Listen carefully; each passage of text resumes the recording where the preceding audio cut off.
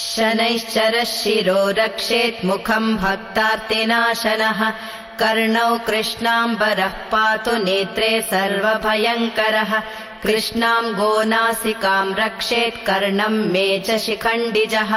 भुजौ मे सुभुजः पातु हस्तौ नीलोत्पलप्रभुः पातु मे हृदयम् कृष्णः कुक्षिम् शुष्कोदरस्तथा कटिम् मे विकटः पातु ऊरू मे घोररूपवान् जानुनी पातु दीर्घौ मे जङ्घे मे मङ्गलप्रदः गुल्फौ गुणाकरः पातु पादौ मे पङ्गुपादकः